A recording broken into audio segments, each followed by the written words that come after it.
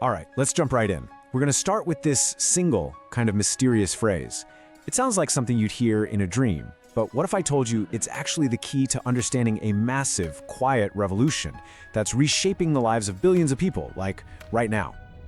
Auto rickshaw running on its own, money trail behind it, surreal style. Just let that sink in for a second. Picture it. It's weird, right? It sounds like a piece of art, or maybe a ghost story, or even a coded message. And in a lot of ways it is. This one little vision holds the key to the future for a huge part of the world's population. And that really gets to the heart of it. What if this surreal image isn't just some fantasy? What if it's a perfect metaphor for a new kind of economy that's popping up right in front of us? To figure that out, we've got to break it down, piece by piece. So first up, let's talk about the star of our show, the auto rickshaw itself. You have to understand, it's not just a vehicle, it's a symbol for this massive, often invisible, part of the world's economic engine. That engine is what we call the informal economy. Basically, this is all the stuff that happens off the books, outside of government rules and official contracts. Think of it like the original peer-to-peer network, It runs on cash, trust, and a whole lot of hustle. And that rickshaw driver, a perfect example. Now, the sheer scale of this is it's staggering. We're talking about 2 billion people. That's more than the entire population of China and the United States put together. So this is not some fringe thing. For a huge chunk of the world, this is how things get done. And look at this, a full 61% of the world's entire workforce operates in this informal space. So the next time you hear someone talking about the economy, just remember, for the majority of people on this planet, it doesn't mean a 9-to-5 job with a contract and benefits. It means something completely different. So who are we talking about here? Who are these 2 billion people? Well, they're the street food vendors you see in cities all over the world.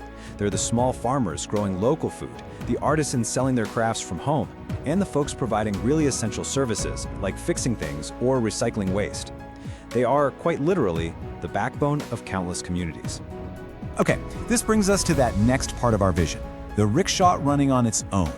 That phrase, it points directly to the single most defining trait of the informal economy, self-reliance. And here's the central trade-off, right? The informal world gives you a ton of flexibility, but there's absolutely no safety net.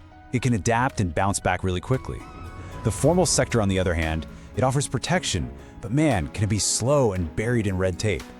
I think this quote just nails it. For centuries, this whole economy has been powered by pure human ingenuity. It's a system built by people, for people, in places where those formal structures they don't exist. It runs on its own because, well, it has to.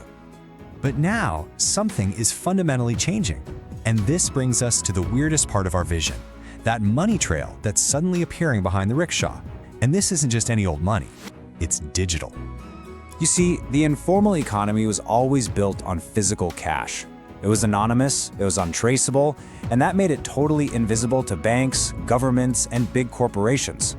That invisibility was both a shield and a cage.